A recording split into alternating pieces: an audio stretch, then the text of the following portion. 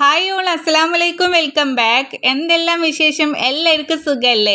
ഇന്നത്തെ സ്പെഷ്യൽ പുളിയഞ്ചി റെസിപ്പിയാണ്. സദ്യയിലൊക്കെ ഒഴിച്ചുകൂടാൻ പറ്റാത്ത ഒന്നാണല്ലോ ഈ പുളിയഞ്ചി. അതുപോലെ തന്നെ ബിരിയാണിയിലെ നെയ്ച്ചോറിലൊക്കെ തൊട്ട് കൂട്ടാൻ പറ്റുന്ന ഒരു ബെസ്റ്റ് ഐറ്റം കൂടിയാണ്. എല്ലാവർക്കും ഇഷ്ടപ്പെടുന്ന ഒരു സൈഡ് ഡിഷാണ്. അപ്പോൾ അത് എങ്ങനെ തയ്യാറാക്കുന്നത് നമുക്ക് വേഗം തന്നെ വീഡിയോയിലോട്ട് പോകാം.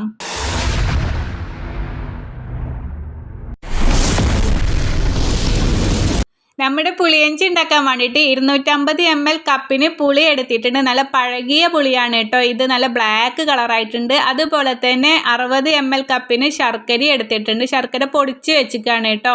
പിന്നെ നമ്മുടെ പുളി നല്ല പഴകിയ പുളി എടുക്കുമ്പോഴാട്ടോ നമ്മുടെ പുളിയഞ്ചിക്ക് ഒന്നും കൂടി കൂടുതൽ ടേസ്റ്റ് ഉണ്ടാകത്തുള്ളൂ.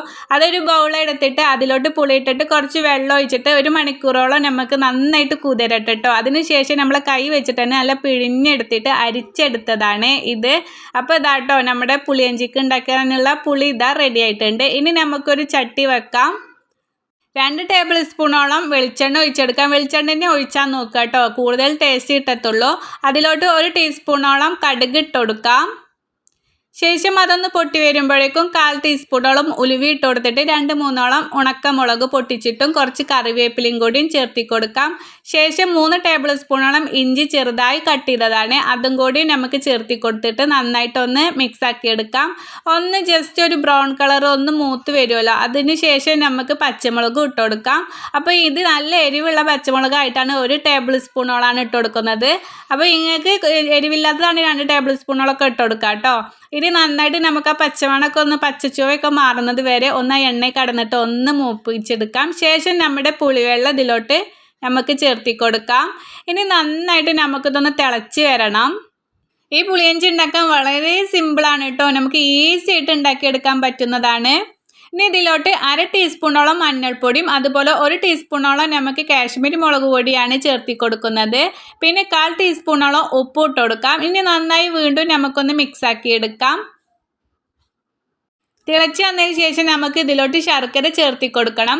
അപ്പോൾ നല്ല പുളിയുള്ളത് ഞാൻ പറഞ്ഞില്ലേ, പഴയ പുളിയൊക്കെ ആയത് കാരണമാണ് കേട്ടോ ഞാൻ കൂടുതൽ ഇവിടെ 60 ml ശർക്കര എടുത്തിക്കണ കപ്പോളം. അപ്പോൾ നിങ്ങൾക്ക് മധുരം നോക്കിയിട്ട് കുറച്ചിട്ട് ഇട്ട് കൊടുത്താൽ മതി. പിന്നെ അതുപോലെ തന്നെ ഇത് കല്ലില്ലാത്ത നല്ല ശർക്കര, ഫ്രഷ് ശർക്കരയാണ് കേട്ടോ. ഞാനിത് സ്ഥിരം ചേർക്കുന്ന സംഭവമാണ്, അതുകൊണ്ട് ഞാൻ നേരിട്ട് ഇങ്ങനെ ചേർത്തി കൊടുത്തിക്കാണ്. ഇനി നിങ്ങൾ അങ്ങനെ കല്ലൊക്കെ ഉണ്ടെങ്കിൽ ഒന്ന് വെള്ളം ഒഴിച്ച് തിളപ്പിച്ചിട്ട് നമുക്കത് അരിച്ചെടുത്തിട്ട് നിങ്ങൾ ഒഴിച്ചു കൊടുത്താൽ മതി. ഇനി ജസ്റ്റ് ഒന്ന് നമുക്കതൊന്ന് അടച്ച് വെക്കണം ഒരു 2 മിനിറ്റോളം. ഇനി നന്നായിട്ടൊന്ന് വറ്റി വരാനൊക്കെ ഉണ്ട്. അപ്പോൾ തൊട്ട് നമ്മുടെ പുളിയഞ്ചി നന്നായിട്ട് വറ്റി വന്നിട്ടുണ്ട്. ഇനി ഇതിലോട്ട് നമുക്ക് 1/2 ടീസ്പൂണോളം കായപ്പൊടി, നമ്മൾ സാമ്പാർ കായ ആണ് കേട്ടോ, അതും ഇട്ട് കൊടുക്കുക. അതുപോലെ 1/2 ടീസ്പൂണോളം ഉലുവ പൊടിച്ചത്, ഉലുവ വറുത്ത് പൊടിച്ചതാണ്, അതും കൂടി നമുക്ക് ഇതിലോട്ട് ചേർത്തി കൊടുക്കണം. ഇതിൽ ഹൈലൈറ്റ് ആണ് കേട്ടോ, എന്നാലേ നമ്മുടെ പുളിയഞ്ചി അടിപൊളി നമ്മൾ വിചാരിച്ച അത്ര ടേസ്റ്റ് കിട്ടത്തുള്ളൂ. ഇനി ഫ്ലെയിമൊക്കെ ഓഫ് ചെയ്യാം കേട്ടോ. അപ്പോൾ നമ്മൾ മൺചട്ടി ആയതുകൊണ്ട് ഫ്ലെയിം ഓഫ് ചെയ്താലും നമുക്ക് കുറച്ച് നേരം കൂടി ഇങ്ങനെ തിളച്ച് വരുവേ. ചെറിയ മധുരവും അതുപോലെ ചെറിയ എരിവും പുളിയൊക്കെ ആയിട്ട് വേണം നമുക്ക് ഈ പുളിയഞ്ചി റെഡിയായി കിട്ടാൻ.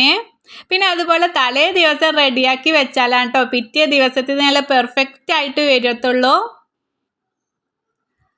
അപ്പോൾ എത്ര എളുപ്പത്തിലല്ലേ നമ്മളിത് തയ്യാറാക്കി എടുത്തത്. നല്ല ടേസ്റ്റോട് കൂടി നമുക്ക് ബിരിയാണിയുടെ കൂടെ നെയ്ച്ചോറിൻ്റെ കൂടെ ഒക്കെ കഴിക്കാൻ പറ്റുന്നതാണ്. ഇനി ഇതുപോലെ ഗ്ലാസ് ബോട്ടിലൊക്കെ എടുത്ത് വെച്ചിട്ട് നിങ്ങൾക്ക് ഫ്രിഡ്ജിൽ എടുത്ത് വെക്കാം. ബാക്കി നമുക്ക് പുറത്ത് വെച്ചാലും 3-4 ദിവസമൊക്കെ ഇരിക്കും. പിന്നെ ഫ്രിഡ്ജിലായിരിക്കുമ്പോൾ ഒരു 2 ആഴ്ചത്തോളം നമുക്ക് ഇരിക്കും കേട്ടോ. അപ്പോൾ ഉറപ്പായും ഈ പെരുന്നാളിനൊക്കെ നിങ്ങൾ പുളിയഞ്ചി ഇതുപോലെ ട്രൈ ആക്കി നോക്കണം. എന്നിട്ട് ഫീഡ്ബാക്കൊക്കെ മറക്കാതെ തന്നെ അറിയിക്കണേ. നിങ്ങളുടെ ഫീഡ്ബാക്ക് കാണുമ്പോഴായിരിക്കും മറ്റുള്ളവർക്കും ഇത് തയ്യാറാക്കി നോക്കണം എന്നുള്ളൊരു പ്രചോദനം ഉണ്ടാകുന്നത്. ഈ വീഡിയോയും റെസിപ്പിയൊക്കെ നിങ്ങൾക്ക് ഇഷ്ടപ്പെട്ടെന്ന് വിചാരിക്കുന്നു. ഇഷ്ടപ്പെട്ടാൽ ലൈക്ക് അടിക്കുക, കമൻറ്റ് ചെയ്യുക, ഹൈപ്പ് ചെയ്യുക, ഷെയർ ചെയ്യുക. അപ്പോൾ ഇൻഷാ അല്ലാഹ് വീണ്ടും അടിപൊളി ഒരു വീഡിയോയുമായി വീണ്ടും കാണാം. അതുവരേക്കും എല്ലാവരും ഹാപ്പി ആയിരിക്കുക, സേഫ് ആയിരിക്കുക. അപ്പോൾ okay, bye bye, thank you.